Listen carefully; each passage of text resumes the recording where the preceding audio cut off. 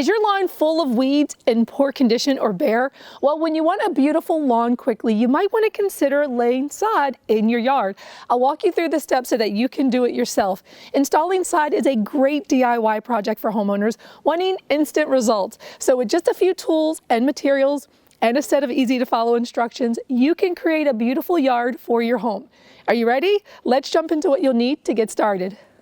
For this project, you'll need sod, a wheelbarrow, compost, topsoil, fertilizer, lime, which may be optional, a lawn roller or a large piece of plywood, I'll be using plywood, a measuring wheel, a tiller, a rake, a soil testing kit, a pump sprayer, an herbicide or vinegar, I'll be using vinegar, a sprinkler or hose, a utility knife or shears, gloves, and safety glasses. If you're doing a big lawn, you might want to consider renting a sod cutter from the Home Depot Tool Rental Center, and that can easily remove your existing lawn very, very quickly. But you'll have to check your location because they may not be available at all locations.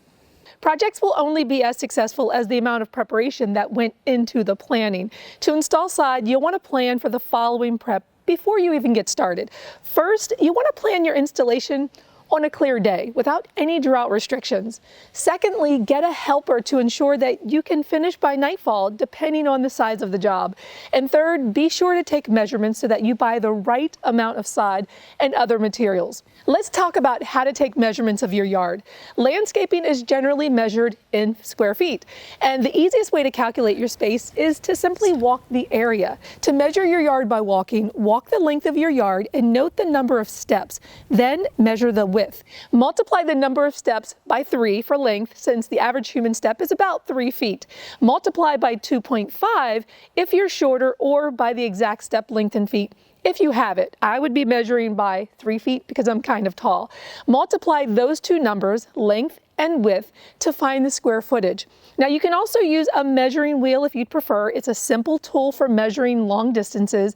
A measuring wheel will give you a more exact measurement. Once you've measured your yard, you can order your sod, but be sure to plan to pick up your sod or have it delivered that day that you actually plan to complete the project. Fresh sod needs to be installed quickly so it can be watered and start receiving nutrients from the soil. Sod comes in strips or slabs. 16 by 24-inch pieces of sod work great on home lawns. If you need sod in a larger area, it's more cost-effective to buy larger rolls. This is where you want a helper because sod can be very, very heavy. Don't skimp on how much sod you order. Order a little more than you think that you'll need, because it's easier to have all the sod that you need during the installation so that you won't have to go and buy more during your project. It might affect your lawn too if sod comes from a different source. Next, you'll want to remove your existing lawn. To get started with laying sod, you have to remove your existing lawn because sod can't be installed over an existing lawn. Now, there are several ways that you can remove this existing lawn. And the first option is to apply an herbicide to kill the existing plant life and then cover the lawn with compost. This process can take a few weeks, and it's best if you've got time to wait. Another option is vinegar, which effectively kills grass and weeds naturally, and it's environmentally friendly, and that's what I'm going to be using. You'll still want to cover the lawn with compost afterwards. Lastly, you can remove your existing lawn with a sod cutter, which will allow you to get professional results in less time. And the sod cutter will remove the top layer of your lawn. Now, as I previously mentioned, a sod cutter may be available to rent from the Home Depot Tool Rental Center, but the availability varies by location.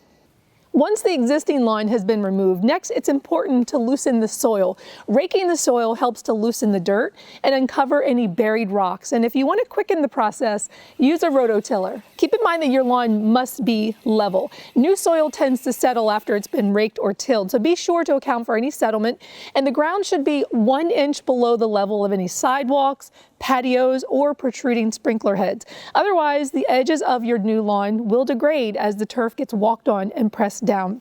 Give the lawn a good watering. If there's any puddles, fill those low areas with extra topsoil. And it's also important to ensure that the water drains away from your house. Testing your soil is important because you'll want to ensure that the pH and the mineral levels are ideal. Now, soil testing kits are available from HomeDepot.com, and these soil testing kits are generally color-coded and include charts for easy reading. Depending on the pH of your soil, you may need to add lime. When lime is added to the soil, it will increase the soil's pH, making the soil less acidic and more alkaline. Add lawn fertilizer as well as fresh topsoil as needed, and you'll want your soil to be healthy and ready to receive that new sod. When planning your installation, keep the sod in the shade until you unroll it, preferably a cool garage or a shed. You might need to get some help from a friend to help the installation because sod can be very heavy and cumbersome, so the extra pair of hands is very helpful. And when you're ready to begin, keep your sod nearby at hand. Dampen the soil before unrolling the new turf. Unroll the first row of sod and try following the line of your patio or your driveway or fence to keep the edges straight and even. Rake the soil as you lay the sod to clear any bumps from under the surface. And after you've laid your first row, smooth it out along any areas that have been wrinkled or bunched up. And be sure not to step on the sod. Then carefully pat the new patch into the ground with a shovel to remove any air pockets and encourage that sod to take root. Continue laying additional sod, making sure not to walk on it. Finish unrolling the new sod, one row at a time, and use a utility knife to cut each piece as needed.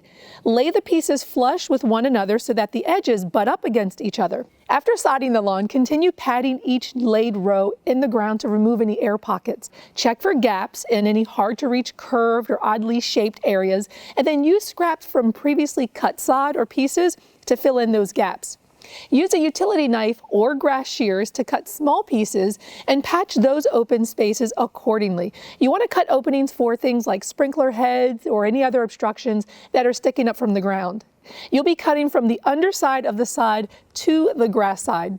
Lay smaller rows of sod along the perimeter of flower beds, driveways, and walkways, and then fill in the small seams with some topsoil and continue patting to remove those air pockets. Now, making sure that the sod is evenly pressed into the earth is very important. It locks the moisture into the sod so that it can put down roots. For a large lawn, use a roller to smooth out the new sod after everything is neatly laid. This helps the sod to take root in the soil. A lawn roller also presses out any air pockets that you may have missed. Roll in one direction across the sod and then roll over it perpendicular to that. Continue rolling the sod, crossing horizontal rolls with vertical rolls. Now, if you don't have a lawn roller, don't worry, you can DIY this step. Just use a large piece of plywood to press down the sod instead. Carefully walk over the wood to evenly embed the sod into the soil surface.